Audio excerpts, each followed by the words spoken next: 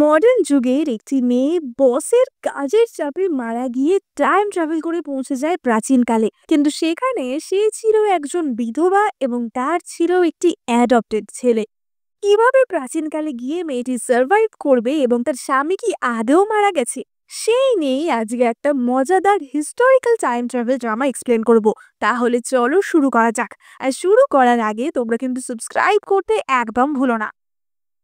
ড্রামার শুরুতে আমরা আমাদের প্রধান চরিত্র লিলিকে দেখতে পাই, যাকে কিনা তার বাড়ি থেকে ধাক্কা মেরে বার করে দেওয়া হয়।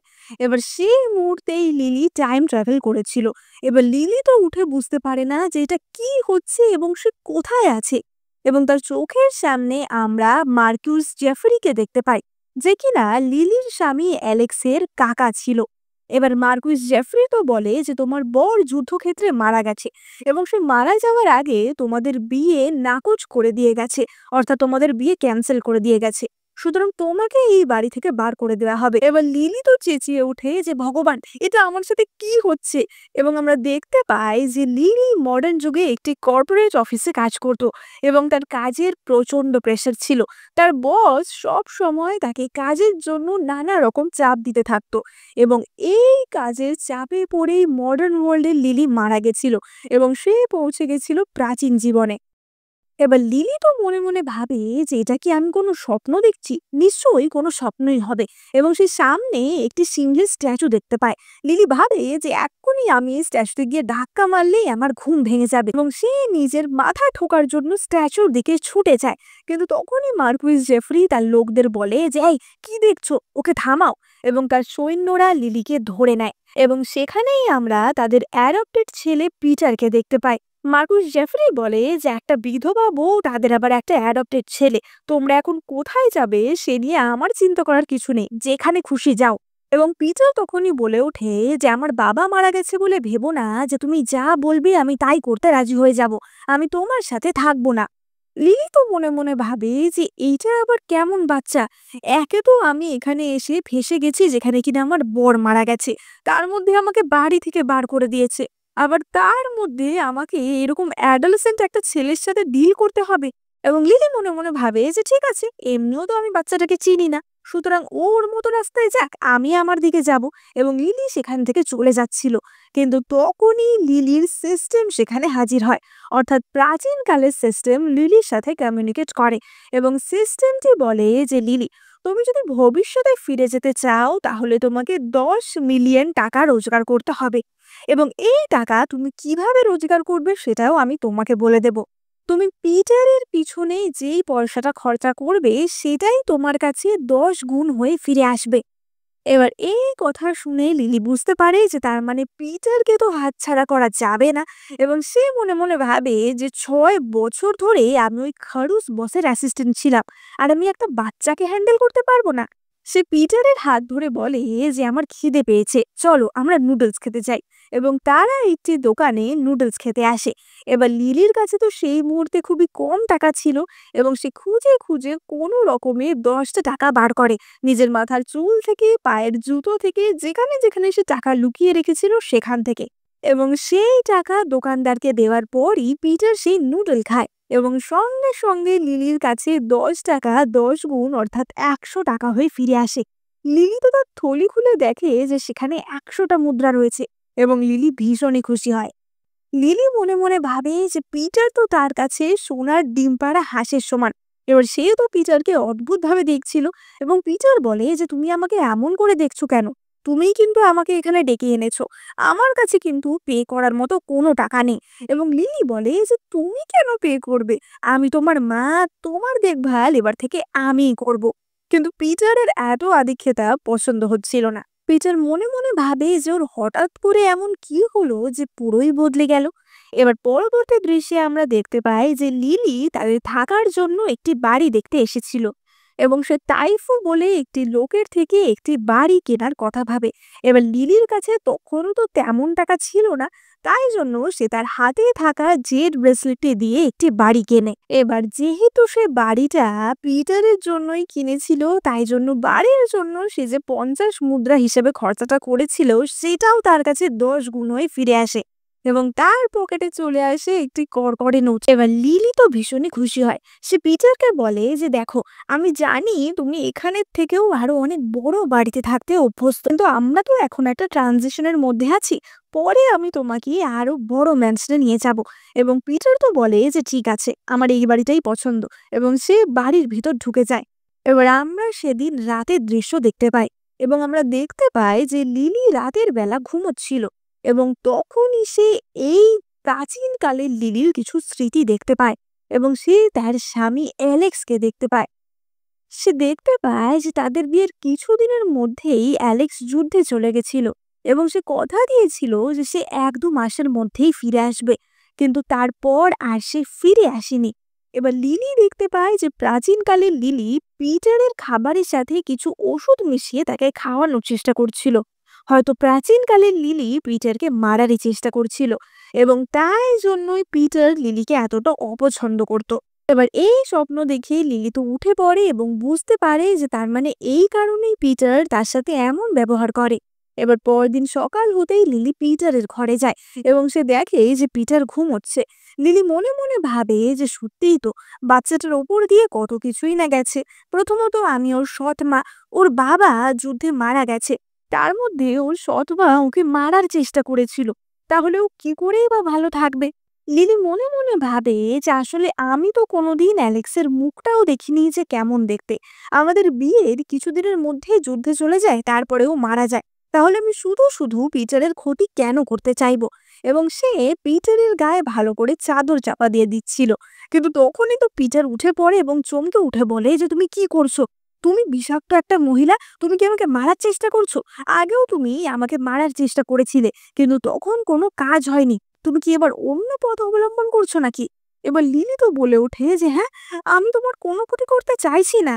কিন্তু পিটার বলতে থাকে যে, বলো, তুমি সত্যি করে বলো, তোমাকে কে পাঠিয়েছে? তুমি কি আমার বাবাকে মেরেছো? এবং তখনই লিলি খপাত করে পিটারের হাতটা ধরে এবং তার পালস চেক করে দেখে। লিলি বলে যে, আমি এটাতে অ্যাকচুয়ালি খুবই ভালো, তোমার দেহে কোনো বিষ রয়েছে। পিটার তো বলে ওঠে যে, মানে, আমার দেহে বিষ? এবং লিলি বলে যে হ্যাঁ। এবং লিলি পিটারের জন্য একটি ওষুধ তৈরি করে দেয়। এবার পিটার তো সেটাও খেতে চাইছিল না এবং সন্দেহ করছিল। এবং তখনই লিলি একটু মিথ্যে কথা তাকে বলে। লিলি বলে যে, আসলে আগের দিনও আমি তোমাকে ওষুধ দেওয়ারই চেষ্টা করছিলাম।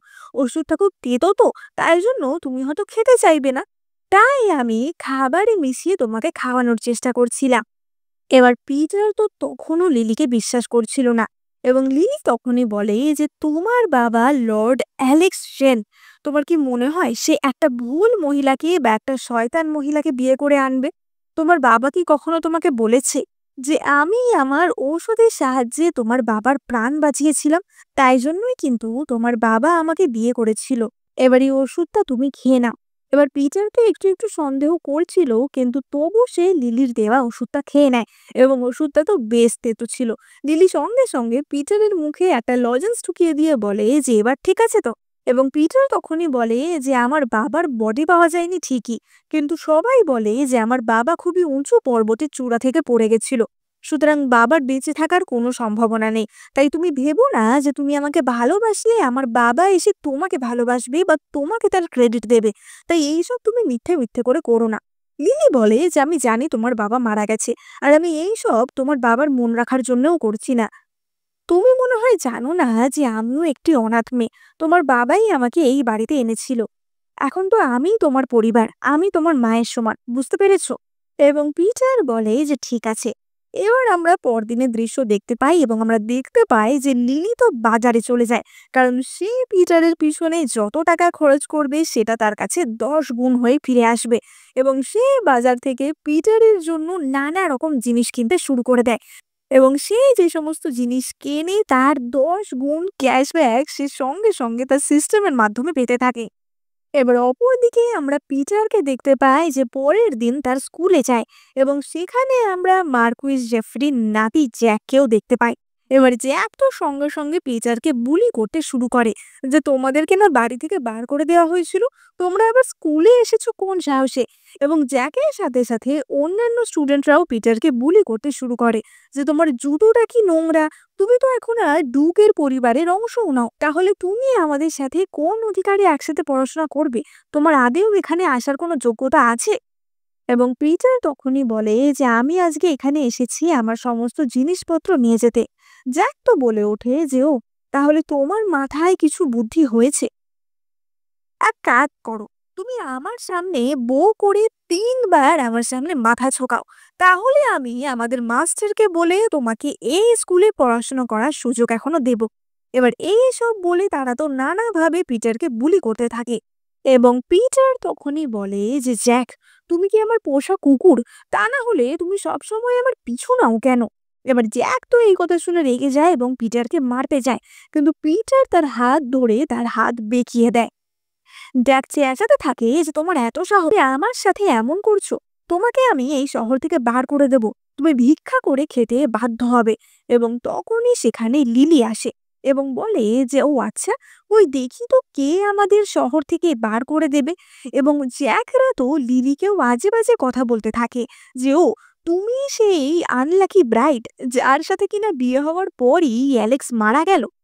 সবাই বলতে থাকে যে নিশ্চয়ই পিটারের সৎ মা ওকে ভীষণই অপছন্দ করে, না হলে বিয়ের আগে এত বড় একটা বাচ্চা কে চায়। এবার জ্যাকও তো লিলির নামে খুবই বাজে বাজে কথা বলছিল এবং তখনই পিটার জ্যাককে ঠাস করে এক চড় মারে।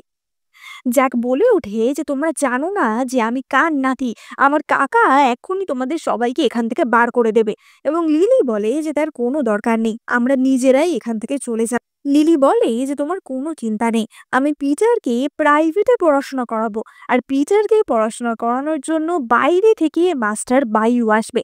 এবার মাস্টার বায়ুনের কথা শুনে তো সবাই অবাক হয়ে যায় যে পিটারকে পড়াশোনা করার জন্য মাস্টার বায়ু আসবে, সেটা কি করে সম্ভব, উনি তো অনেক বছর ধরে পাহাড়ে তপস্যা করছে। এবার লিলি তো তাদের কোনো কথার উত্তর না দিয়েই পিটারের হাত ধরে তাকে নিয়ে সেখান থেকে বেরিয়ে যায়। এবং পিটার তো হেঁটে হেঁটেই বাড়ি ফিরছিল, তখনই লিলি বলে যে হেঁটে কোথায় যাচ্ছ, দেখছো না তোমার জন্য গাড়ি দাঁড়িয়ে আছে। এবং পিটার দেখে যে তার জন্য একটি সুন্দর ঘোড়ার গাড়ি দাঁড়িয়েছিল। আসলে লিলি তো খরচা করে করে সিস্টেমের থেকে 10 গুণ ক্যাশব্যাক পেয়ে বড়লোক হয়ে গেছিল, তাই জন্য সে পিটারের জন্য ঘোড়ার গাড়িরও আয়োজন করেছিল। এবার ঘোড়ার গাড়ি দেখিয়ে জ্যাক এবং অন্যান্য স্টুডেন্টরাও তো হাঁ হয়ে যায় যে পিটারের জন্য এত সুন্দর ঘোড়ার গাড়ি। এবং পিটার সগর্বে সেই গাড়িতে উঠে তার বাড়ির দিকে রওনা দেয়। লিলি তো সবাইকে বাই বাই করে সেখান থেকে বেরিয়ে যায় এবং লিলি চলে আসে মার্কুইস জেফরি অর্থাৎ অ্যালেক্সের কাকার বাড়ির সামনে, যে বাড়ি থেকে তাদেরকে বের করে দেওয়া হয়েছিল। পিটার বলে যে কিন্তু আমরা এই বাড়ির সামনে কি করছি, এটা তো আমাদের বাড়ি না।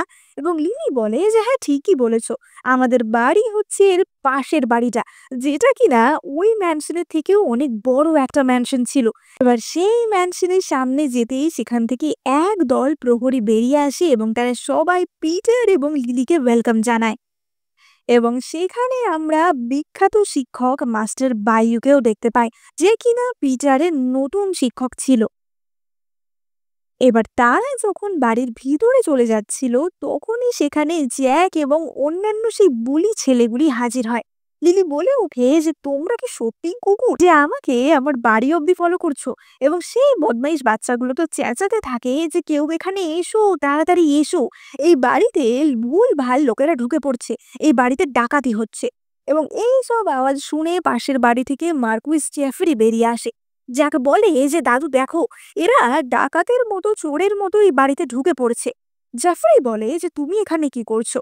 এবং লিলি বলে যে কেন, আমি আমার বাড়িতে যাচ্ছি। জাফরি বলে যে তুমি একটা ডিভোর্সড মহিলা, তোমাকে আমার বাড়িতে আমি ঢুকতে দেব না। লিলি বলে যে তোমার বাড়ি থেকে ঢুকতে চায়, আমি নিজের বাড়ির কথা বলছি। এবং সে নিজের ম্যানশনটি দেখায়। এবার জ্যাফরি তো কিছুতেই বিশ্বাস করে না যে এটা লিলির হতে পারে এবং সে বলে যে কি, আমার পাশের এই ম্যানশনটা তোমার? এটা একসময় যুবরাজের বাড়ি ছিল, যে মারা যাওয়ার পর এখানে কেউ থাকে না ঠিকই, কিন্তু লোকজন কিন্তু এই বাড়ির খেয়াল ঠিকই রাখে। সুতরাং তুমি যদি ভাবো যে এখানে এসে তুমি থাকবে, তাহলে সেটি কিন্তু হচ্ছে না। এবং জেফ্রি তার লোকদের বলে যে এক্ষুনি এই মেয়েটাকে এখান থেকে ঘাট ধাক্কা দিয়ে বার করো। এবং তখনই সেখানে সেই বাড়ি যার নামে ছিল অর্থাৎ লর্ড তাইফু এসে হাজির হয়। লর্ড তাইফু বলে যে, জেফরি, তোমার এত সাহস হয় কি করে এই বাড়ির মালকিনের সাথে এমন ভাবে কথা বলার? আর এখানে মাস্টার বায়ু এসে থাকবে পিটারকে পড়াশোনা শেখানোর জন্য, সেখানে এসে তুমি এমন ভাবে অসভ্যতা করছো। এবার জেফরি এবং জ্যাক তো প্রচন্ড চমকে যায় যে এটা কি করে সম্ভব, কি করে লিলি এত কম সময়ের মধ্যে একটা গোটা বাড়ি কিনে ফেললো।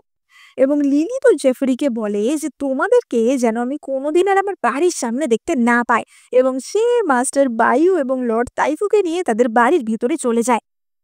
এবং আমরা দেখতে পাই যে তাদের বাড়ির ভিতরে অর্থাৎ তাদের ম্যানশনের ভিতরে এখন তো অনেক কর্মচারী ছিল, এবং পিটার সেই সব দেখে ভীষণই খুশি হয়। পিটার বলে যে তুমি সত্যি এই বাড়িটা আমার জন্য কিনেছো? এবং লিলি বলে যে হ্যাঁ। লিলি তো মনে মনে ভাবে যে তুমি তো আমার সোনার ডিম পাড়া হাঁস, তোমার জন্য তো আমি কিনবই। কিন্তু পিটার তখনই লিলিকে মা বলে জড়িয়ে ধরে। পিটার মনে মনে ভাবে যে সত্যিই তো আমার বাবা তো মারা গেছে, তারপরে ও চাইলে আমার দায়িত্ব নাই নিতে পারতো।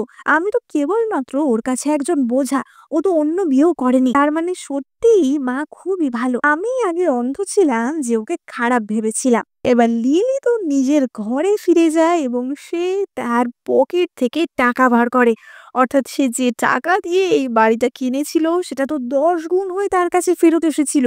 এবং লিলি তো মনের সুখে সেই টাকা গুনতে থাকে। লিলি তো বলতে থাকে যে সত্যি পিটার, তোমাকে ধন্যবাদ, তোমার জন্যই আমি আজ বড় লোক হয়ে যাব, আর 10 মিলিয়ন টাকা হয়ে গেলেই আমি আবার ফিউচারে চলে যেতে পারবো। এবার আমরা রাতের বেলার দৃশ্য দেখতে পাই এবং আমরা দেখতে পাই যে মাস্টার বায়ু একজনের সাথে কথা বলছিল। মাস্টার বায়ু বলে যে তুমি কি সত্যি তোমার পরিচয় এবারেও লুকাতে চাও? এবং সেই ছেলেটি বলে যে হ্যাঁ। এবং আমরা দেখতে পাই সেই ছেলেটি ছিল লিলির স্বামী অ্যালেক্স, অর্থাৎ অ্যালেক্স মারা যায়নি। এবার আমরা আসলে ফ্ল্যাশব্যাকে দেখতে পাই যে কি হয়েছিল। লিলি প্রথম থেকেই কি করছিল না করছিল সব কিছুর ওপর অ্যালেক্সের নজর ছিল। এবং লিলি যখন সেই দিন বাজারে শপিং করছিল সেই দিন অ্যালেক্স সেখানেই উপস্থিত ছিল, এবং তার সাথে মাস্টার বাইও ছিল। মাস্টার বাইও অ্যালেক্সকে তখন বলে যে সত্যি তুমি কি জানতে যে এরকম কিছু একটা হতে চলেছে? তুমি মারা যাওয়ার পরই তোমার কাকার আসল রূপ বেরিয়ে এলো, তাই না? তুমি নিশ্চয়ই ওর জন্য অনেক টাকা রেখে গেছো। এবং তখন অ্যালেক্স বলে যে না, আমি তো ওর জন্য কোনো টাকাই রেখে যাইনি। মাস্টার বায়ু বলে যে তাহলে এটা কিভাবে সম্ভব? ও 2 দিন ধরে বাড়ি কিনছে, এত শপিং করছে, সেই টাকাও কোথা থেকে পাচ্ছে?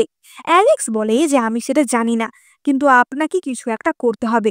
আপনাকে যে করে হোক লিলির বাড়িতে ঢুকতে হবে। আপনাকে জানতে হবে যে এই টাকার সোর্সটা কোথা থেকে আসছে, লিলি আসলে কে। এবার এই কথা শুনে মাস্টার বায়ু তো বিষম খেয়ে যায় যে আমি একটা বুড়ো মানুষ, আমি এসব প্ল্যানিং প্লটিং কিভাবে করব। এবার আমরা দেখতে পাই যে লিলি যখন মার্কুইস জেফরির পাশের ম্যানশনটা কিনতে এসেছিল সেখানে মাস্টার বায়ু আসে, এবং সেই লিলিকে এই বাড়িটা কিনতে সাহায্য করে। এবার মাস্টার বায়ুর টার্গেট ছিল লিলির বাড়িতে ঢোকা, এবং লিলিরও টার্গেট ছিল যে পিটারের জন্য একজন ভালো টিচার খোঁজা। তাই তারা দুজনেই একে অপরের প্ল্যানে রাজি হয়ে যায় এবং মাস্টার বায়ু লিলির সাথে থাকতে শুরু করে। এবার আমরা সেদিন রাতের বেলা দৃশ্য দেখতে পাই এবং আমরা দেখতে পাই যে অ্যালেক্স এবং মাস্টার বায়ু কথা বলছিল। অ্যালেক্স বলে যে আমাকে কেউ প্ররোচিত করে ওই পাহাড়ে নিয়ে গেছিল। কোনো একজন তো কেউ আছে আমাদের মধ্যে যারা শত্রুদের সাথে মিলিত হয়েছে। আমি ইচ্ছা করেই তাই জন্য ওই পাহাড় থেকে ঝাঁপ দিয়েছিলাম, যাতে সবাই এটাই জানে যে আমি মারা গেছি। আর আমার এখন সন্দেহ হচ্ছে যে নেক্সট হামলা পিটারের ওপর হবে। আমাকে মেরে ফেলার পর যারা আমাকে মারতে চাইছে তাদের পরের টার্গেট পিটারই হবে। এবং অ্যালেক্স তখনই বলে যে আমার আসল মুখ বা আমার আসল পরিচয় কেউ জানে না, কেউ আমাকে দেখেনি, সুতরাং আমরা যদি এটার ফায়দা ওঠাই কেমন হয়? মাস্টার বাইও বলে যে ঠিকই বলেছ, ছোটবেলায় তোমার মুখে একবার চোট লেগেছিল, তারপর থেকে তুমি ওই মাস্ক পরা শুরু করো, কিন্তু বড় বয়সেও তুমি সেই মাস্ক খোলোনি, তাই জন্য তোমার আসল চেহারা তোমার বাড়ির লোকেরাও জানে না। তাই এখন যখন তুমি মাস্ক খুলে ফেলেছো তোমাকে কেউই চিনতে পারছে না, সুতরাং এটাকে আমরা কাজে লাগাতে পারি। অ্যালেক্স বলে ওঠে যে 13 বছর, 13 বছর ধরে ওই শয়তানগুলো ভিতরে ভিতরে শয়তানি করার চেষ্টা করছে, এবার আমাদের ওদের ধরতেই হবে। এবং অ্যালেক্স তখনই বলে যে মাস্টার, এবার আপনাকে এমন কিছু একটা করতে হবে যাতে আমিও ওই ম্যানশনে থাকতে পারি। মাস্টার তো বলে ওঠে যে, "কি? এখন তোমাকেও ওই বাড়িতে ঢোকাতে হবে? আমি কি বাহানায় তোমাকে ওই বাড়িতে ঢোকাবো, হ্যাঁ?" অ্যালেক্স তো হেসে বলে যে, "আপনাকে কিছু একটা তো করতেই হবে। আচ্ছা, লিলি আপনাকে এই পড়াশোনা শেখানোর জন্য কত টাকা দিয়েছে?" এবং মাস্টার বায়ু বলে যে, "লিলি আমাকে ৳১,০০০ দিয়েছে।" কিন্তু আমি তো এই কথাই ভাবছি যে লিলি এত টাকা কোথা থেকে পাচ্ছে? এবং অ্যালেক্সও বুঝতে পারে যে নিশ্চয়ই এর মধ্যে কিছু একটা গড়বড় আছে। এবার রাতের বেলা আমরা দেখতে পাই যে লিলি তার বাথটাবে স্নান করছিল এবং লিলি নিজের মনেই কথা বলছিল। এবং তখনই সেখানে লুকিয়ে লুকিয়ে অ্যালেক্স প্রবেশ করে এবং অ্যালেক্স এসেই লিলির বিছানাপত্র এদিক ওদিক সার্চ করতে শুরু করে এবং সে লিলির বিছানার নিচে প্রচুর টাকা পায়। অ্যালেক্স বুঝতে পারে না যে লিলির কাছে এত টাকা কোথা থেকে আসছে। এবার অ্যালেক্স যখন সেই টাকা হাতে দাঁড়িয়েছিল তখনই বাইরে থেকে পিটার তার মায়ের জন্য স্যুপ নিয়ে আসছিল এবং পিটার দরজায় অ্যালেক্সের প্রতিচ্ছবি দেখতে পায়। পিটার দেখতে পায় যে কেউ একজন দরজার ভিতরে টাকা হাতে দাঁড়িয়ে আছে। পিটার তো সঙ্গে সঙ্গে চেঁচিয়ে ওঠে যে, "মা, তুমি ঠিক আছো তো? চোর এসেছে, চোর এসেছে!" এবং তখনই লিলি অ্যালেক্সকে লক্ষ্য করে এবং লিলি তো বাঁচাও বাঁচাও বলে চেঁচাতে যায়। কিন্তু তখনই অ্যালেক্স তার মুখ চেপে ধরে এবং অ্যালেক্স নিজেও লিলির বাথটাবে পড়ে যায় এবং লিলি তো অ্যালেক্সকে দেখেই অবাক হয়ে যায়, কারণ অ্যালেক্সকে দেখতে পুরোই তার মডার্ন যুগের বসের মতো ছিল। লিলি বলে ওঠে যে, "বস, তুমি এখানে?" অ্যালেক্স বলে যে, বস, সেটা আবার কি?" এবং তখনই ঘরের মধ্যে পিটার চলে আসে। এবার মাস্টার বাইও তো এরপর অ্যালেক্সের সাথে লিলির পরিচয় করিয়ে দেয় এবং বলে যে, "লিলি আসলে আমার একটা শিষ্য। ও আসলে অনেক দূরে থাকে, তো তাই জন্য আমি ওকে এখানে ডেকে নিয়েছি।" লিলি মনে মনে ভাবে যে শিষ্য, একে দেখতে আমার পুরো বসের মতো না? তাহলে এমন না তো যে এও ফিউচার থেকে এসেছে? লিলি বলে যে, "বস, হাউ আর ইউ?" এবং অ্যালেক্স তো এইসব কিছুই বুঝতে পারছিল না। অ্যালেক্স বলে যে, "এইসব আবার কি ভাষায় কথা বলছো তুমি?" এবং লিলি বলে যে, "তুমি শিওর তো তুমি আমাকে চিনতে পারছো না?" এবং অ্যালেক্স বলে যে, "কেন? আমার কি তোমাকে চিনতে পারার কথা?" লিলি মনে মনে ভাবে যে, "যাক বাবা, বাঁচা গেছে যে এ আমার বস না।" মাস্টার বাইও বলে যে, "হ্যাঁ হ্যাঁ, ও আসলে আমারই স্টুডেন্ট শাও। ও আসলে গ্রাম থেকে এসেছে তো, আর আজকে অনেক রাত হয়ে গেছে, তাই জন্য ওকে আমি এখানেই থেকে যেতে বললাম। আর ও তো এই বাড়ির কিছু চেনে না, তাই জন্য ভুল করে তোমার ঘরে ঢুকে পড়েছিল। আসলে তোমার ম্যানশনটা এত বড় তো, তাই জন্য রাস্তা গুলিয়ে গেছে।" পিটার তো সঙ্গে সঙ্গে বলে ওঠে যে, "ও তাই? এত ঘর থাকতে ও আমার মায়ের ঘরেই ঢুকলো?" এবং শাও তখনই বলে যে, "আসলে আমি জানতাম না ওটা তোমার মায়ের ঘর। সব ঘরই তো এখানে একই রকম দেখতে।" পিটার তো আবারও রেগে কিছু বলতে চাচ্ছিল, কিন্তু লিলি তখনই বলে যে, "ঠিক আছে, কোনো ব্যাপার না, তুমি এখানেই থাকতে পারো।" ফলে অ্যালেক্স যেটা চাইছিল সেটাই হয়। এবার আমরা পরের দিন সকালের দৃশ্য দেখতে পাই এবং আমরা দেখতে পাই যে অ্যালেক্স তো স্নান করছিল এবং সেই দৃশ্য দেখে লিলি তো খুবই মজা পায়। অ্যালেক্স তো তার কাছে এসে বলে যে, "কি দেখছো তুমি?" এবং লিলি তো খালি অ্যালেক্সের অ্যাবসই দেখছিল। অ্যালেক্স বলে যে, "কি দেখতে ভালো লাগছে?"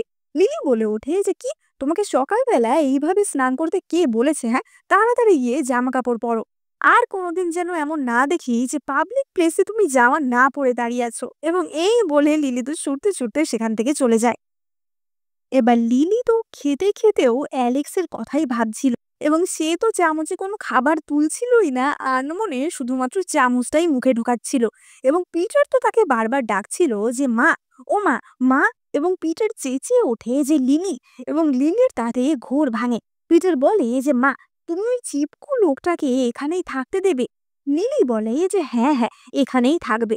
আমরা ফ্ল্যাশব্যাকে দেখতে পাই যে আসলে মাস্টার বায়ুই লিলিকে কনভিন্স করেছিল যাতে শাও অর্থাৎ অ্যালেক্স এখানে থাকে। মাস্টার বায়ু বলেছিল যে এখন তোমাদের দুজনেরই বিপদ হতে পারে। যতই হোক, তোমার স্বামী এইভাবে যুদ্ধক্ষেত্রে মিস্টিরিয়াসলি মারা গেছে, সুতরাং এরপর হামলা তোমাদের ওপর হতে পারে। আর এই শাও মার্শাল আর্টসে খুবই ভালো, সুতরাং এও এখানে থাকলে তোমাদেরকে প্রোটেক্ট করার কেউ একজন থাকবে। তাই ওকে এখানে রাখাই ভালো। এবং তাই জন্যই লিলি রাজি হয় শাও অর্থাৎ অ্যালেক্সকে এখানেই রাখার জন্য।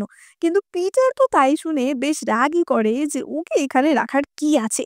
এবার অপরদিকে আমরা মার্কুইস জেফরিকে দেখতে পাই। মার্কুইস জেফরি তার একজন লোককে বলে যে, "তোমরা কি অ্যালেক্সের বডি খুঁজে পেয়েছো?" এবং লোকটি বলে যে না, আমরা অনেক জায়গাতেই লোক পাঠিয়েছি কিন্তু খুঁজে পাওয়া যাচ্ছে না। কিন্তু ওখানে যে সমস্ত লোকেরা উপস্থিত ছিল সবাই বলেছে যে অ্যালেক্স খুবই উঁচু একটা পাহাড় থেকে পড়ে গেছে, সুতরাং বেঁচে থাকার কোনো চান্সই নেই। আর তাছাড়াও যদি বেঁচে থাকতো তাহলে এতদিনে তো নিশ্চয়ই ফিরে আসতো বা ওর লোকজনের সাথে কন্ট্যাক্ট করতো, কিন্তু সেই সব কিছুই তো হয়নি। এবং অ্যালেক্সের কাকা মার্কুইস জেফরি বলে যে তাও আমি 100% শিওর হতে চাই যে ও মারাই গেছে। আমি অ্যালেক্সের মুন্ডু আমার চোখের সামনে দেখতে চাই। যাও গিয়ে ভালো করে খোঁজ লাগাও। এবার লোকটি তো সেখান থেকে চলে যায় এবং জেফরি মনে মনে ভাবে যে এই মেয়েটার কাছে এত টাকা কোত্থেকে আসছে। এই লিলি মেয়েটার জন্য কি অ্যালেক্স অনেক টাকা রেখে গেছে? সেই টাকা তো তাহলে আমার হওয়ার কথা। সেই টাকা মেয়েটার কাছে কোত্থেকে আসে? এবার তখনই আমরা সেখানে এমিলি অর্থাৎ মার্কুইস জেফরির শালিকে দেখতে পাই। জেফরি বলে যে তুমি যদি অ্যালেক্সের মন জয় করে ওকে বিয়ে করতে পারতে তাহলে এত ঝামেলাই হতো, তুমি কোনো কাজের না। এবং এমিলি তখনই বলে যে আঙ্কেল, অ্যালেক্স যা জায়গায় রেখে যাক না কেন সেটা তো আমাদেরই থাকা উচিত, তাই না? এবার অপর দিকে আমরা দেখতে পাই যে এমিলির সাথে অলরেডি একজনের অ্যাফেয়ার ছিল। এমিলির সাথে এই সাম্রাজ্যের দ্বিতীয় যুবরাজ ড্যানিয়েলের অ্যাফেয়ার ছিল এবং আমরা এমিলি এবং ড্যানিয়েলকে ঘনিষ্ঠ অবস্থায় দেখতে পাই। এমিলি বলে যে তুমি এতদিন আমার সাথে দেখা করতে আসোনি কেন? তুমি কি আমাকে ভুলে গেছিলে? ড্যানিয়েল বলে যে আমি তোমাকে কি করে ভুলে যেতে পারি বলো? এবার তখনই ড্যানিয়েল জিজ্ঞাসা করে যে আচ্ছা, তোমাদের ম্যানশনের পাশে যে ম্যানশনটা সেটা তো আমাদের প্রথম যুবরাজ অর্থাৎ আমার দাদার বাড়ি ছিল, সেটা তো এতদিন ফাঁকা ছিল, তা হঠাৎ সেখানে লোকজন দেখছি কেন? এবং এমিলি বলে যে আর বলো না, সবকিছু ওই অ্যালেক্সের দোষ। ও ওই গেও মেয়েটাকে বিয়ে করে আনলো, আর ওই মেয়েটাই তো কিনা এই বাড়িটা কিনেছে। ওই যে মাস্টার বায়ু আছে না, ওনার ইনফ্লুয়েন্সেই তো মেয়েটা এই বাড়িটা কিনতে পারলো, আর মিস্টার বায়ুই তো এখন পিটারকে পড়াশোনা শেখাচ্ছে। এবার এই কথা শুনে ড্যানিয়েল তো ভীষণ রেগে যায়। সে বলে ওঠে যে কি, ওই অনামুখটাকে অনেক কষ্টে প্রাসাদ থেকে তাড়িয়েছিলাম, আর ও কিনে এখন আমার পাশের বাড়িতেই বসে আছে। ওকে তখনই মেরে দেওয়া উচিত ছিল। এমিলি বলে ওঠে যে কিন্তু পিটার তো কেবলমাত্র অ্যালেক্সের দত্তক নেওয়া ছেলে, সেই নিয়ে এত চিন্তা করার কি আছে? এবং ড্যানিয়েল চেঁচিয়ে ওঠে যে তোমাকে এত কিছু নিয়ে মাথা ঘামাতে হবে না। এবং এমিলি তখনই বলে যে ড্যানিয়েল, আমার কাছে এমন একটা প্ল্যান আছে যাতে লিলি আর ওই ছেলে দুজনেই কিছুদিনের মধ্যে রাস্তায় নেমে আসবে। তুমি কোনো চিন্তা করো না, ওদেরকে আমি ওই বাড়ি থেকে তাড়িয়েই ছাড়বো, কেমন? ড্যানিয়েল বলে যে সত্যি? এবং এমিলি বলে যে হ্যাঁ, তুমি কোনো চিন্তা করো না। এবং তারপর তারা তো রোম্যান্স করতে লেগে যায়। এবার অপরদিকে আমরা লিলি এবং অ্যালেক্সকে দেখতে পাই। অ্যালেক্স তো লিলির সাথেই বাজার এলাকায় এসছিল। লিলি বলে যে কিন্তু তোমার তো পিটারকে প্রোটেক্ট করার কথা ছিল, তা তুমি আমার সাথে এখানে কেন এসেছো? অ্যালেক্স বলে যে পিটার তো এখন পড়াশোনা করছে, সুতরাং ও বাড়িতেই আছে এবং ওর প্রোটেকশনের দরকার নেই। কিন্তু তুমি বাজার এরিয়ায় এসেছো, সুতরাং তোমার প্রোটেকশনের দরকার। কিন্তু তুমি একটা ব্রথেলে কেন যাচ্ছ? সেখানে তোমার কি কাজ? এবং লিলি বলে যে আমি এই ব্রথেলটা কিনতে চাই। অ্যালেক্স তো চমকে ওঠে যে কি, তুমি ব্রথেল বা পতিতালয় কেন কিনবে? এবং লিলি বলে যে দেখ, ওসব কিছু না, আসলে এই লোকেশনটা ভীষণ ভালো, তাই আমি এটা কিনে এটাকে একটা শপিং মলে পরিবর্তন করব। এবার ওই ব্রথেল থেকে তখনই একটি মহিলা বেরিয়ে আসে এবং বলে যে তুমি যে এত বড় বড় কথা বলছো, তুমি জানো এই ব্রথেলটার মালিক আসলে কে?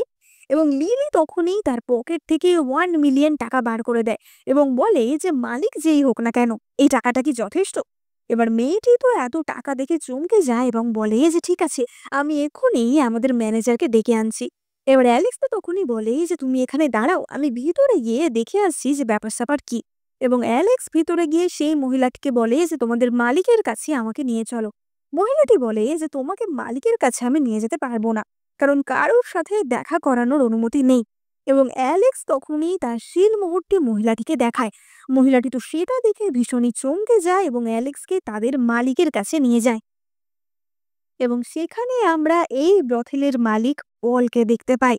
পল তো অ্যালেক্সকে দেখে সঙ্গে সঙ্গে তাকে হাগ করতে আসে এবং বলে যে মাস্টার, প্লিজ আমাকে একটা হাগ দিন। অ্যালেক্স তো তাকে দূরে সরিয়ে বলে যে এইসব বাজে কথা রাখো, এখনই কিছুক্ষণ পর একজন মহিলা এই ব্রথেলটা তোমার থেকে কিনতে আসবে এবং সে তোমাকে 1 মিলিয়ন টাকাও দেবে, কিন্তু তুমি কিছু একটা বলে সেটা কাটিয়ে দেবে, এটা বিক্রি করবে না। আর নর্থ ইস্টে আমাদের যে ইনভেস্টিগেশনটা চলছিল সেটা কত দূরে এগোলো?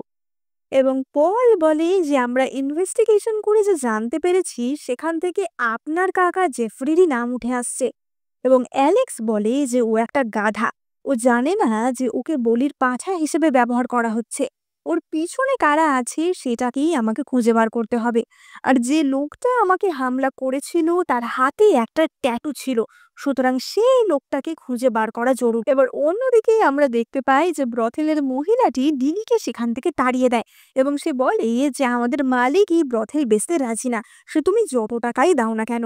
এবার লিলি তো মনে দুঃখ নিয়ে সেখান থেকে বেরিয়ে যায়, কারণ তার বিজনেস প্ল্যান সফল হচ্ছিল না। কিন্তু তখনই লিলিকে একজন অ্যাপ্রোচ করে এবং সেই লোকটি লিলির কাছে এসে বলে যে তুমি কি কোনো প্রপার্টি কিনতে চাও, তাহলে আমার খোঁজে বেশ ভালো কিছু চাষের জমি আছে, তুমি চাইলে সেগুলো কিনতে পারো। এবার লিলি তো সেটা শুনে খুশি হয় যে ঠিক আছে, চাষের জমিও প্রপার্টি হিসেবে ভালো। এবং লিলি সেই লোকটির সাথে ডিল করে।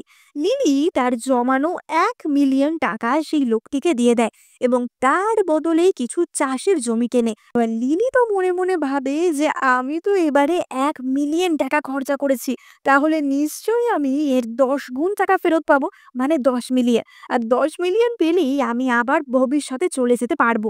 কিন্তু তখনই লিলি লক্ষ্য করে যে তার সিস্টেম তাকে 10 গুণ টাকা ফেরত দিচ্ছে না। সিস্টেম জানায় যে এই টাকা তো শপিং মল তৈরির জন্য খরচা করা হয়েছে, এই টাকা তো পিটারের জন্য খরচা করা হয়নি, সুতরাং এই টাকার 10 গুণ ফেরত হবে না। এবার এই কথা শুনে লিলির তো মাথায় হাত পড়ে যায় যে এটা কি হলো, এবং সে তাড়াতাড়ি আবার সেই লোকটিকে খুঁজতে যায় তার টাকা ফেরত নেওয়ার জন্য। এবং তখনই আমরা দেখতে পাই যে সেই লোকটি টাকাগুলি এমিলিকে দিচ্ছিল। এমিলি তো লিলিকে দেখেই বলে যে ও মা, আমার এক্স বৌদি এখানে কোথা থেকে এলো। লিলি বলে যে তুমি তোমার জমি ফেরত নিয়ে নাও আর আমাকে আমার টাকা ফেরত দাও। এমিলি বলে যে এইভাবে তো হয় না, একবার যে ডিলটা হয়ে গেছে, যেটা কেনা বেচা হয়ে গেছে, সেটা আর এরম ভাবে ফেরত দেওয়া যাবে না। আর তাছাড়া এটা রাজকুমারীর প্রপার্টি, তুমি এটা নিয়ে এরকম ছেলে খেলা করতে পারো না। ফলে লিলি তো সেখান থেকে তার জমির কাগজ নিয়ে ফেরত যেতে বাধ্য হয়। এবার অপরদিকে আমরা এমিলি এবং সেই লোকটির কথা শুনতে পাই। লোকটি বলে যে তুমি আমাকে রাজকুমারীর প্রপার্টি চুরি করে ওকে বেচতে বলেছো, আমাদের কোনো অসুবিধা হবে না তো? এমিলি বলে যে আরে ধুর, এগুলো রাজকুমারীর সবচেয়ে অনুর্বর জমি যেগুলো ছিল সেগুলো, যেগুলোকে আর কেউ ব্যবহারই করতে পারবে না কোনো। এই জমি নিয়ে রাজকুমারী কোনোদিন মাথায় ঘামাবে না, তুমি এখান থেকে 70% রাখো আর আমাকে 30% দাও। এবার এমিলি তো লোকটির সাথে ডিল করার চেষ্টা করছিল, কিন্তু লোকটি পুরো টাকা নিয়ে সেখান থেকে চলে যায়। এবার অপর দিকে আমরা লিলিকে দেখতে পাই এবং সে যে জমিগুলি কিনেছিল সেগুলি দেখতে গেছিল, কিন্তু সেগুলি ভীষণই অনুর্বর, পুরোই পাথুরে জমি ছিল। সেখানকার লোকজনেরা সেখানে কোনো ফসলই ফলাতে পারতো না। লিলি তো বুঝতে পারে না যে এরকম পাথুরে জমি নিয়ে সে কি করবে। লিলি তার সিস্টেমকে জিজ্ঞাসা করে যে আমি কি এই জমিগুলো তোমার কাছে বেচতে পারবো, এবং সিস্টেম জানায় যে এরকম কিছুই তো সম্ভব না। এবার লিলি তো প্রচন্ড মন খারাপ নিয়ে বাড়িতে ফিরে আসে, কারণ তার এত বড় একটা ক্ষতি হয়ে গেছিল। এবং লিলি বাড়িতে বসে ড্রিঙ্ক করছিল, তখনই সেখানে অ্যালেক্স আসে। অ্যালেক্স বলে যে আমারও মন খারাপ থাকলেই আমি ড্রিঙ্ক করি, তোমার কি হয়েছে বলো তো? লিলি বলে যে মন খারাপ থাকলে ড্রিঙ্ক, এত ড্রিঙ্ক করার পরও তো আমার মন খারাপ কমছে না। এবং সে নেশার ঘুরে অ্যালেক্সকে জড়িয়ে ধরে। সে কাঁদতে থাকে যে আমার জীবনটা এত হার্ড কেন, এত বছর আমি অফিসে এত কাজ করেছি, পরিশ্রম করেছি, তারপরেও কিছু করতে পারিনি। ওখানেও লোকেরা আমার ফায়দা নিত, আর এখানে আসার পরেও সব লোকেরা আমাকে ঠকাচ্ছে। আমি শুধুমাত্র পিটারের জন্যই কিছু প্রপার্টি কিনতে চেয়েছিলাম, কিন্তু তারপরেও আমি ঠকে গেলাম। এবার আমি বাড়ি কি করে যাব, এবার আমি নিজের বাড়িতে কি করে ফিরবো? এবং এই বলে লিলি তো অ্যালেক্সকে জড়িয়ে কাঁদতে থাকে। অ্যালেক্স বলে যে আমাকে ক্ষমা করো, এইসব সত্যি তোমার একার দায়িত্ব ছিল না। অ্যালেক্স মনে মনে ভাবে যে সত্যি তো, লিলি কেবলমাত্র পিটারকে দেখভাল করার জন্যই এত কিছু করছে। আর ও কোন বাড়িতে ফিরে যাওয়ার কথা বলছে? ওকে ওর পুরোনো বাড়িতে ফিরে যাওয়ার কথা বলছে। এবং অ্যালেক্স তো লিলিকে কোলে করে তার রুমে নিয়ে যায়। এবার অ্যালেক্স তো লিলিকে শুইয়ে দিয়ে সেখান থেকে চলে আসছিল, কিন্তু তখনই লিলি অ্যালেক্সকে জড়িয়ে ধরে বলে যে তুমি কি হ্যান্ডসাম, তোমাকে কি ভালো দেখতে, আসো আমার কাছে এসো। এবার অ্যালেক্স তো তাকে সরিয়ে দেয় যে তুমি এটা কি করছো। এবং লিলি তখনই বলে যে কেন, তুমি তো আমার বস অ্যালেক্স, তাই না? এবার অ্যালেক্স বলে যে তুমি আমাকে চিনতে পেরে গেছো। আসলে লিলি তার মডার্ন যুগের বসের কথা ভেবে বলছিল, কিন্তু অ্যালেক্স ভাবে যে লিলি তাকে তার স্বামী হিসেবে চিনতে পেরেছে এবং সেও লিলিকে কিস করে। এবার তারা তো রাতের বেলা রোম্যান্স করে এবং সকালে উঠে লিলি দেখে যে অ্যালেক্স তার পাশে শুয়ে আছে এবং তখনই বাইরে থেকে পিটার ডাকতে শুরু করে যে মা, ঘুম থেকে এবার উঠে পড়ো, অনেক দেরি হয়ে গেল। মা, উঠে পড়ো, খেয়ে নাও। এবার লিলি তো দরজা খুলে বলে যে সকাল সকাল খালি মা মা মা, তোমার কি আর কোনো কাজ নেই? এত বড় ছেলে হয়ে গেছো, তোমার কি পড়াশোনা নেই? সারাক্ষণ খালি মায়ের পিছনে লেগে রয়েছো। এবং এই বলে বকা দিয়ে লিলি দরজা বন্ধ করে দেয়। পিটার ভাবে যে এটা কি হলো, মা আমাকে সকাল সকাল বকা দিল কেন? এবং তখনই সেখানে আমরা মাস্টার বায়ুকেও দেখতে পাই। পিটার সঙ্গে সঙ্গে মাস্টারের কাছে গিয়ে বলে যে মাস্টার, আমি এই বছর অটাম এক্সামে অংশগ্রহণ করতে চাই। মা আমাকে বলেছে অ্যাম্বিশাস হতে, তাই আমাকে আরো ভালো করে পড়াশোনা করতে হবে। মাস্টার ভাবে যে সত্যি এত বকা খাওয়ার পরেও ও মাম্মাস বয় হয়েই থাকবে। এবং লিলি তো মনে মনে এটাই চাইছিল যাতে পিটার পড়াশোনায় একটু মনোযোগ দেয়। এবার লিলি দরজা থেকে পিছন ঘুরেই দেখে যে অ্যালেক্স তার জন্য সেখানে দাঁড়িয়ে আছে। লিলি বলে যে তুমি আমার এত কাছে কি করছো? অ্যালেক্স বলে যে কেন, যতই হোক তুমি আমার স্ত্রী, আমি তোমার কাছে আসতে পারি না? লিলি বলে যে হ্যাঁ, কি বলছোটা কি, গত রাতেই আমি ড্রাঙ্ক ছিলাম, তাই জন্য আমি হয়তো ভুলভাল কিছু করে ফেলেছি। যতই হোক আমি একজন বিধবা, এইসব জিনিস যেন লোকজন না জানতে পারে, তাহলে কিন্তু আমাকে অনেক শাস্তি দেওয়া হবে। এবার অ্যালেক্স বলে যে বিধবা, তার মানে তুমি জানো না যে আমি কে? লিলি বলে যে তুমি তুমি তো শাও মাস্টার বায়ুর একজন অ্যাসিস্ট্যান্ট। এবার অ্যালেক্স বুঝতে পারে যে তার মানে লিলি তাকে চিনতে পারেনি। অ্যালেক্স বলে যে ও, তার মানে তুমি যে কোনো র্যান্ডম একটা ছেলের সাথে রোম্যান্স করে ফেললে, দুশ্চরিত্র মেয়ে কোথাকার। এবং অ্যালেক্স সেখান থেকে রেগে মেগে বেরিয়ে যায়। এবার পরবর্তী দৃশ্যে আমরা লিলিকে দেখতে পাই। লিলি তো ভাবছিল যে আমার যে 1 মিলিয়ন টাকা গেল, আমি আবার টাকা কি করে কামাবো, আমার কাছে তো আর 1 টাকাও নেই। এবং লিলি তার সিস্টেমের সাথে কথা বলে কিছু একটা ফিগার আউট করার চেষ্টা করছিল। তখনই সেখানে অ্যালেক্স আসে এবং বলে যে তুমি বিড়বিড় করে কি কথা বলছো? লিলি বলে যে তোমাকে জানতে হবে না। অ্যালেক্স বলে যে আমাকে জানতে হবে না। লিলি বলে যে তুমি আমার কর্মচারী, তুমি আমার সাথে এমন বিহেভিয়ার কেন করো বলো তো? এবং তখনই সেখানে হাজির হয় আগের দিনের ব্রথেলের সেই মেয়েটি বলে যে ম্যাডাম, আপনি এসে গেছেন, আমাদের মালিক আপনার জন্য অপেক্ষা করছে। এবার লিলি তো অবাক হয়ে যায় যে আমার জন্য অপেক্ষা করছে। এবং আমরা সেখানে পলকে দেখতে পাই। পল বলে যে আসলে এই ব্রথেলটা লর্ড অ্যালেক্সের নামে ছিল। অ্যালেক্স এটা পিটারের নামে লিখে দিয়ে গেছিল যাতে পিটার পূর্ণবয়স্ক হলে ও এটা পায়। এবার লিলি তো বলে যে অ্যালেক্স নিজের ছেলের জন্য ব্রথেল লিখে দিয়ে গেছে। পল বলে যে আরে না না, আসলে এখান থেকে তো ভালোই কামাই হয়, তাই জন্য। আসলে অ্যালেক্স পলকে বলতে বলেছিল যে তুমি কিছু একটা গল্প বলে লিলির নামেই প্রপার্টিটা করে দিও, কিন্তু পল গল্প বলতে গিয়ে একটু বেশি গল্প বলে ফেলেছিল। লিলি সঙ্গে সঙ্গে বলে যে তাহলে পিটার যাতে বড় হয়ে একটা ভালো রেপুটেশন বজায় রাখতে পারে, তার জন্য এই পতিতালয় আমাদের চেঞ্জ করে ফেলতে হবে। এটাকে আমরা একটা শপিং মলে পরিণত করব। আর এই শপিং মলে আমাদের রাজ্যের অন্যান্য দোকানেরও ব্রাঞ্চ থাকবে। এই শপিং মলে খাওয়া দাওয়া কেনাকাটি সবকিছু হবে। এবার সাও অর্থাৎ অ্যালেক্স তখনই বলে যে শপিং মল, সেটা আবার কি, সেখানে কি পয়সা কামানো যাবে? এবং লিলি বলে যে হ্যাঁ, ব্রথেলের থেকেও অনেক বেশি পয়সা কামানো যাবে। পল তখন বলে যে কিন্তু এই ব্রথেলে যে মেয়েরা আছে তাহলে তাদের কি হবে? এবং লিলি বলে যে তারাও শপিং মলেই কাজ করবে, তাদেরকে শপিং মলে কাজ করার মতো ট্রেনিং দেওয়া হবে, তাহলে তারা নিজেদের অর্থ উপার্জন করতে হবে আর তাদের এরকম একটা নোংরা কাজের সাথে যুক্তও হতে হবে না। এবার লিলি তার সঙ্গে সঙ্গে পলকে একটা ডিজাইন দিয়ে বলে যে এই নাও, এইটা হচ্ছে এই শপিং মলের ডিজাইন, তুমি কিছুদিনের মধ্যেই এই পতিতালয়টাকে চেঞ্জ করে এইরকম ডিজাইনের বানিয়ে ফেলো। এবার পল তো তা দেখে প্রচন্ড খুশি হয় এবং বলে যে সত্যিই ম্যাডাম, আপনি একজন বিজনেস জিনিয়াস।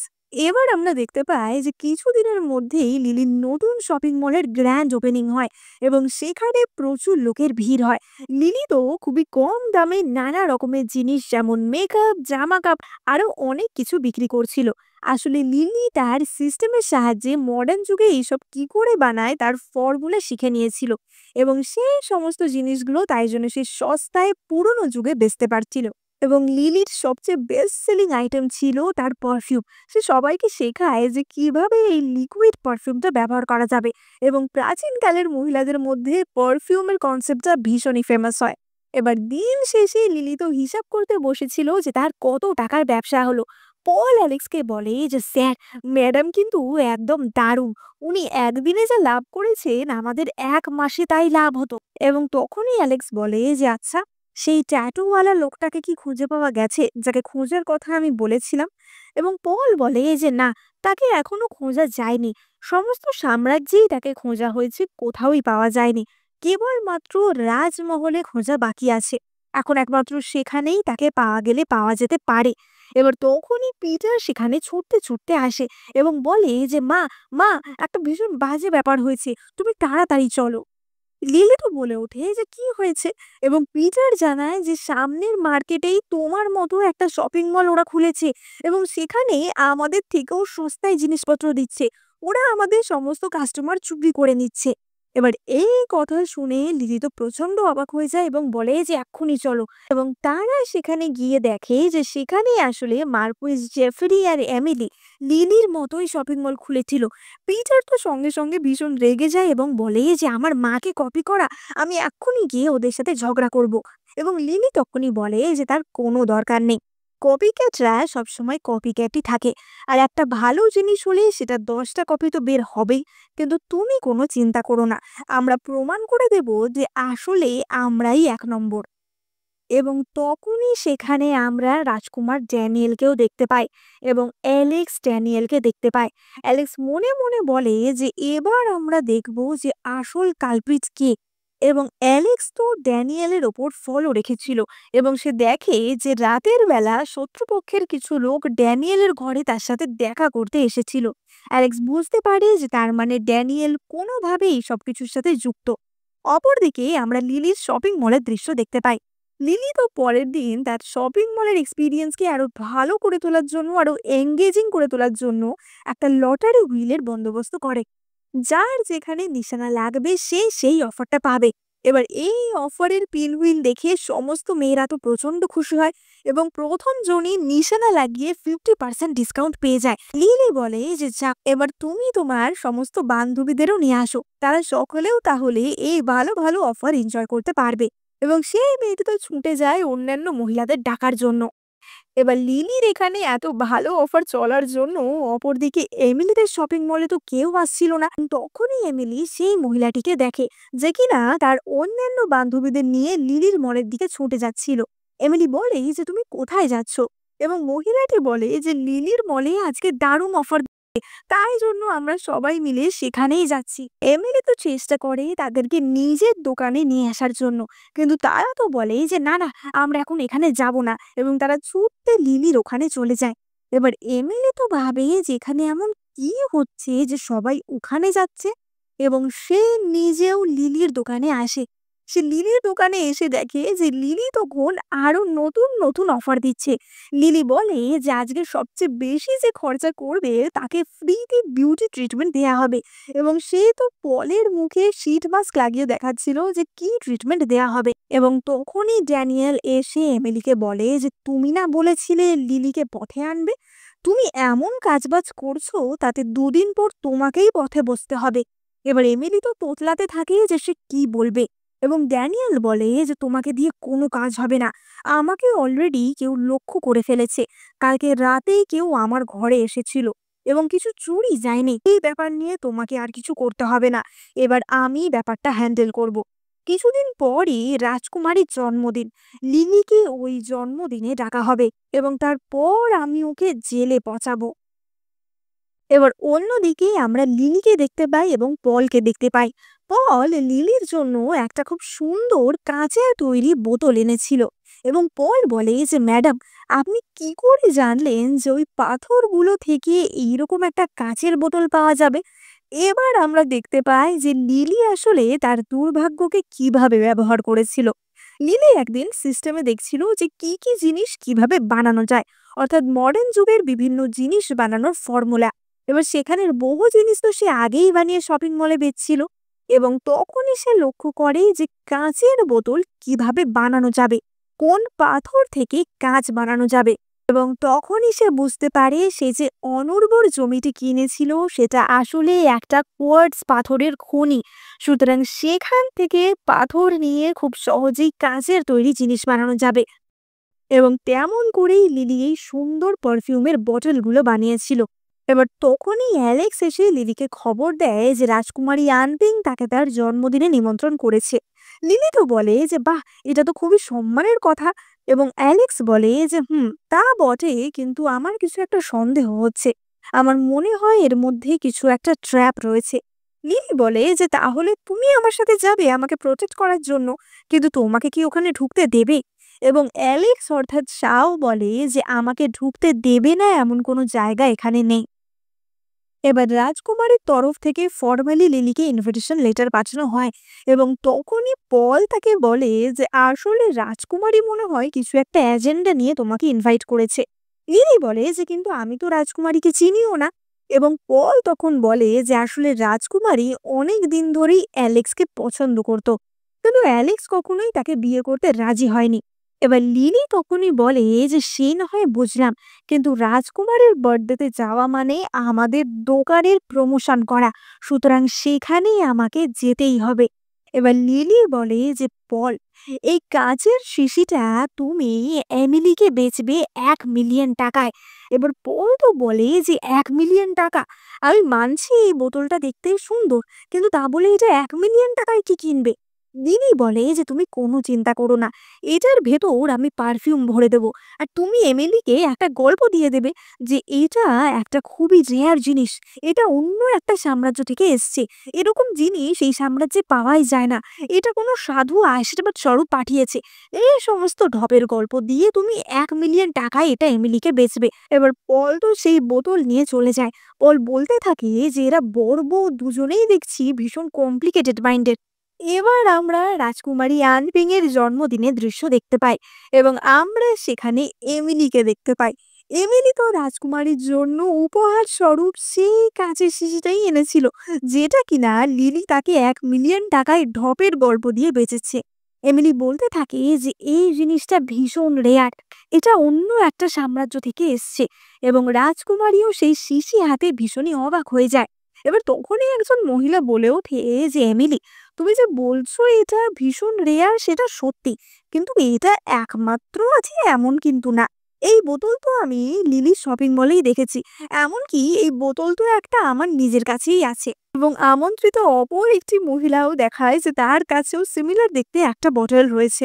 এবার এমিলি তো ভীষণই এম্বারেসড হয়ে পড়ে এবং বলে যেটা কি করে সম্ভব, যে আমাকে বেচেছে সে বলল যে এরকম বটল পৃথিবীতে একটাই রয়েছে, তাহলে তোমার কাছে কি করে এলো? এবার সবাই তো বলে যে হ্যাঁ, আমরা তো লিলির মলে মনে হয় এরকম জিনিস দেখেছি। এবার আমরা ফ্ল্যাশব্যাকে দেখতে পাই যে লিলি কি করেছিল। লিলি তার টপ 5 কাস্টমারকে এইরকমই পারফিউমের শিশি উপহার স্বরূপ পাঠিয়েছিল, এবং সেটা রাজকুমারীর জন্মদিনের ঠিক আগের দিন পাঠিয়েছিল। এমিলি তাকে ঠকিয়ে ঠিক যেইভাবে 1 মিলিয়ন টাকা নিয়েছিল, সে সেই 1 মিলিয়ন টাকা আবারও ফেরত নিয়ে নিয়েছিল। এবার এমিলি তো তখনই বলতে থাকে যে ও, আমার গিফটটা তাহলে স্পেশাল না, তাহলে আমিও দেখতে চাই যে লিলি তুমি রাজকুমারীর জন্য কি গিফট এনেছো, তুমি এমন কি জিনিস এনেছো। এবং লিলি বলে যে আমি রাজকুমারীর জন্য একটা ডেজার্ট এনেছি। এমিলি বলে ওঠে যে ডেজার্ট? তুমি একটা ডেজার্ট এনেছো রাজকুমারীর জন্য? এবার রাজকুমারীও তো বলে যে না না, আমিও দেখতে চাই যে লিলি আমার জন্য কি খাবার এনেছে। এবং আমরা দেখতে পাই যে লিলি রাজকুমারীর জন্য খুব সুন্দর একটা বার্থডে কেক এনেছিল। এবার সেই কেক খেয়ে সবাই তো ভীষণ খুশি হয়, এবং রাজকুমারীও লিলির অনেক প্রশংসা করে। কিন্তু রাজকুমারী মনে মনে অন্য কথা বলে। রাজকুমারী আনপিং মনে মনে বলে যে লিলি, আমি অ্যালেক্সকে পছন্দ করতাম, কিন্তু অ্যালেক্স আমাকে পাত্তা না দিয়ে তোমাকে বিয়ে করেছিল। তুমি কি ভাবছো তোমার এই ঢপের কেক খেয়ে আমি পটে যাব? এবং রাজকুমারী তার কর্মচারীকে জিজ্ঞেস করে যে সবকিছু রেডি আছে তো। এবং রাজকুমারীটি একটি ড্রিঙ্কের গ্লাস সেই কর্মচারীকে দিয়ে বলে যে এটা লিলিকে দাও। রাজকুমারী বলে যে লিলি, তোমার কেক খেয়ে আমি ভীষণই খুশি হয়েছি, তাই এই ড্রিঙ্কটা তোমার জন্য। এবার কর্মচারী তো ড্রিঙ্কটা দিতে গিয়ে ইচ্ছা করে সেটা লিলির গায়ে ফেলে দেয়, এবং যার ফলে লিলির জামাটা ভিজে যায়। রাজকুমারী চেঁচিয়ে উঠে কর্মচারীটিকে বলে যে তোমার কি কোনো সেন্স নেই, যাও ওনাকে এক্ষুনি নিয়ে যাও জামাটা বদলে দেওয়ার জন্য। এবং কর্মচারী লিলিকে অন্য একটি রুমে চেঞ্জ করার জন্য নিয়ে যায়। এবং এই ব্যাংকুয়েটে আমরা দ্বিতীয় যুবরাজ ড্যানিয়েলকেও দেখতে পাই। এবার কর্মচারীটি লিলিকে একটি ঘরে নিয়ে এসে বলে যে এখানে আপনি অন্য জামাকাপড়গুলি বদলে নিতে পারেন। এবং আমরা দেখতে পাই যে সেই ঘরে একটি ধূপ জ্বলছিল। কিছুক্ষণ পর কর্মচারীটি রাজকুমারী আনপিং এর কাছে গিয়ে বলে যে রাজকুমারী, ওইদিকে বাজে কিছু ঘটে গেছে। লিলি আসলে একটা লোকের সাথে, এবং রাজকুমারী এবং অন্যান্য মহিলারা তো সেখানে ছুটে যায়। রাজকুমারী বলে ওঠে যে লিলি, তুমি এখানে নোংরামি করতে এসেছো? তোমার বর মারা গেছে 1 বছর হয়নি, তুমি সেখানে কারোর সাথে এরকম স্ক্যান্ডালাস বিহেভিয়ার করছো, তাও আমার জন্মদিনে? তোমাকে এক্ষুনি জেলে ভরা হবে। কিন্তু তখনই লিলি পিছন থেকে এসে বলে যে রাজকুমারী, আপনি কি আমাকে খুঁজছিলেন?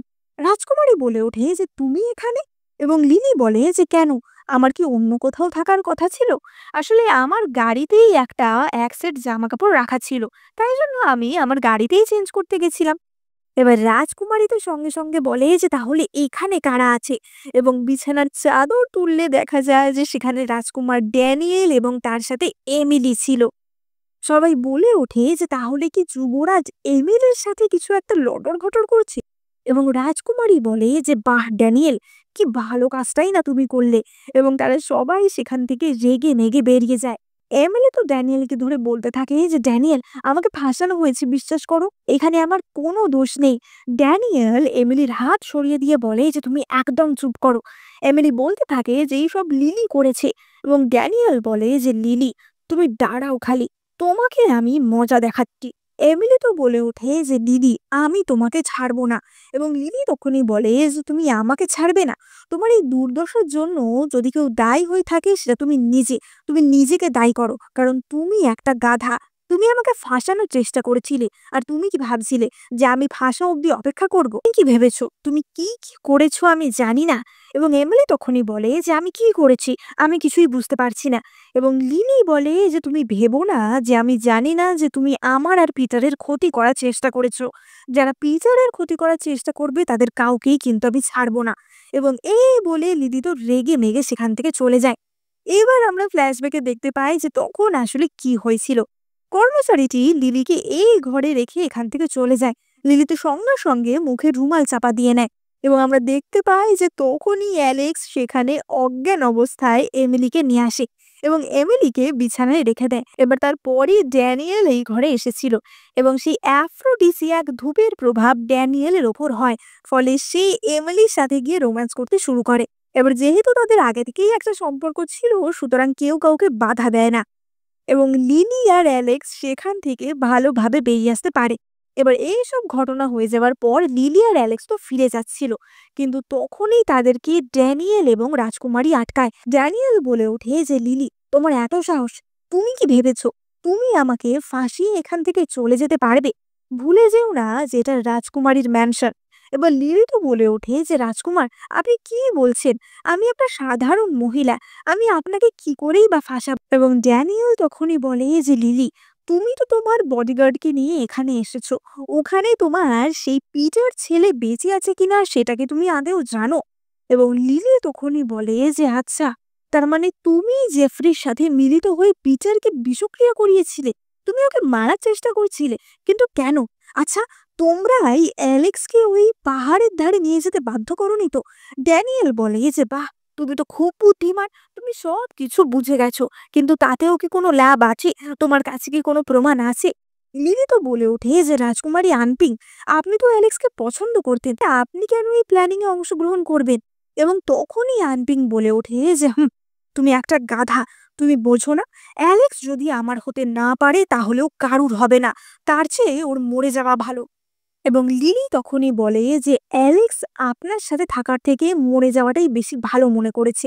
এবার আনপিং তো চেঁচিয়ে ওঠে যে তুমি কে? হ্যাঁ, তুমি একটা গাধা গাইয়া মেয়ে, তুমি আমাকে লেকচার দিচ্ছ? এবং লিলি বলে যে আমি অ্যালেক্সের বৈধ স্ত্রী, সুতরাং আমি ওর হয়ে কথা বলবোই। এবার এই কথা শুনে রাজকুমারী তো আরো রেগে যায় এবং সে বলে ওঠে যে তোমাদের দুজনকে আমি এখান থেকে বার হতে দেব না, আজকে তোমাদের দুজনকে আমি এখানেই খতম করব। লিলি বলে যে দেশে কি কোনো নিয়ম কানুন নেই নাকি? এবং তখনই যুবরাজ ড্যানিয়েল চেঁচিয়ে ওঠে যে নিয়ম, আমি এখানকার নিয়ম, আমি যুবরাজ, আমি চাইলে সমস্ত নিয়ম বদলে ফেলতে পারি। এবং তখনই সেখানে মহারাজ প্রবেশ করে।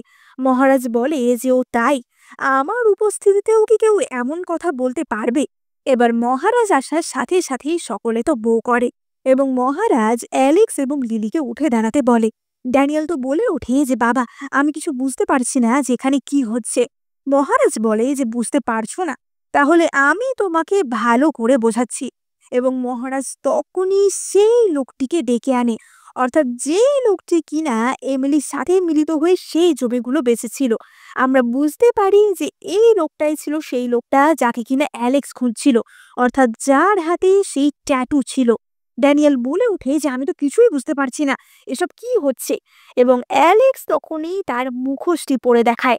সবাই অ্যালেক্সের আসল পরিচয় জানতে পারে।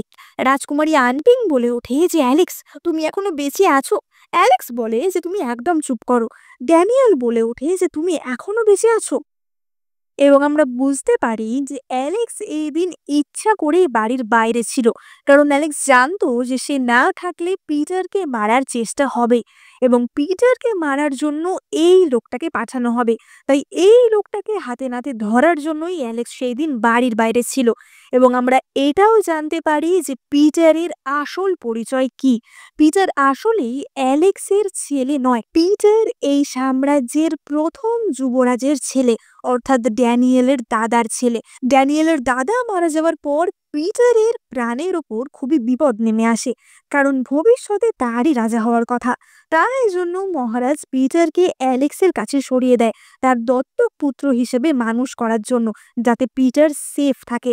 কিন্তু তারপরেও পিটার সেফ থাকতে পারেনি, কারণ ড্যানিয়েল এবং অন্যান্যরা পিটারের প্রাণের পিছনে পড়েছিল। মহারাজ তো বলে ওঠে যে ড্যানিয়েল, তুমি পিটারের নিজের কাকা, তুমি কি করে ওর সাথে এমন করতে পারো? ও ভবিষ্যতের মহারাজ, সেটা কিন্তু ভুলে যাবে না। এবং মহারাজ সঙ্গে সঙ্গে ড্যানিয়েলকে জেলে পাঠায়। এবার এমিলি তো বলে ওঠে যে লিলি, সবসময় তোমার সাথেই এত ভালো কেন হয়? এবং এমিলি কাছেরই একজন সৈন্যের তলোয়ার খুলে নেয় এবং সেটা নিয়ে লিলির দিকে তেড়ে যায়। তো সেই তলোয়ার লিলির পেটে ঢোকানোর আগেই লিলির সামনে চলে আসে অ্যালেক্স এবং তলোয়ার সোজা গিয়ে অ্যালেক্সের পিঠে ঢুকে যায়। মহারাজ তো সঙ্গে সঙ্গে আদেশ দেয় যে এমিলিকে জেলে ভরে দেওয়ার জন্য, কিন্তু আমরা দেখতে পাই যে অ্যালেক্স সেখানেই অজ্ঞান হয়ে পড়ে যায়। লিলি তো সঙ্গে সঙ্গে চেঁচিয়ে ওঠে যে কেউ তাড়াতাড়ি 911-এ কল করো, কিন্তু তার তখনই মনে পড়ে যে এটা তো প্রাচীনকাল এবং লিলি বলতে থাকে যে তাড়াতাড়ি চিকিৎসক ডাকো এবং চিকিৎসক ডেকে অ্যালেক্সের চিকিৎসা করা হয়। এবার আমরা কিছুদিন পরের দৃশ্য দেখতে পাই এবং আমরা দেখতে পাই যে অ্যালেক্স তো এখন কিছুটা ঠিক ছিল এবং সে তো উঠেই লিলিকে কোলে নিয়ে নেয় এবং তাকে কিস করতে যায়। কিন্তু তখনই তাদের ঘরে পিটার ঢুকে আসে। এবার পিটার তো তাদের দেখে চোখ বন্ধ করে নেয়। অ্যালেক্স বলে যে তুমি আর আসার সময় পাওনি না, যাও বাগানে গিয়ে 50টা দৌড় লাগাও।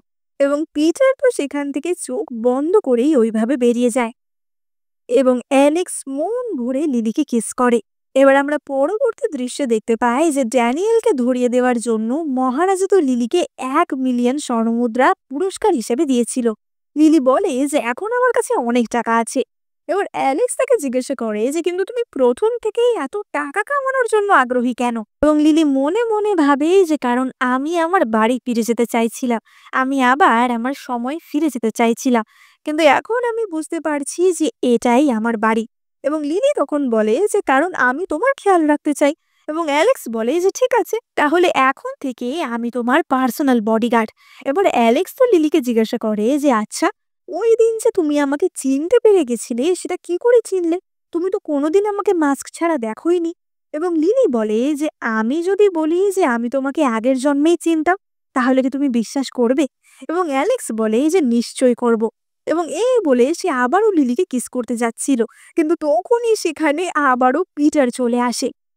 অ্যালেক্স বলে যে তোমার কি পড়াশোনা নেই? তুমি সবসময় মা বাবার মধ্যে চলে আসো কেন? এবং তখনই পিটার বলে যে আমি যখন ভবিষ্যতে রাজা হব, তখন মা তোমাকে আমি রাজমাতা বানাবো, কেমন হবে বলো? এবার এই কথা শুনে লিলি তো খুব খুশি হয়। তো অ্যালেক্স বলে যে রাজমাতা কি করে হবে? লিলি তো তোমার বায়োলজিক্যাল মা না, তাহলে? এবং পিটার তখনই বলে যে লিলি আমার বায়োলজিক্যাল মা না হলেও আমি তাকে মাই মনে করি এবং আমি তাকে সবসময় মা মনে করব। কিন্তু তুমি তো আমার বায়োলজিক্যাল বাবা নও, তাহলে তোমাকে আমি এবার থেকে দাদা বলে ডাকবো আর মাকে মা বলেই ডাকবো।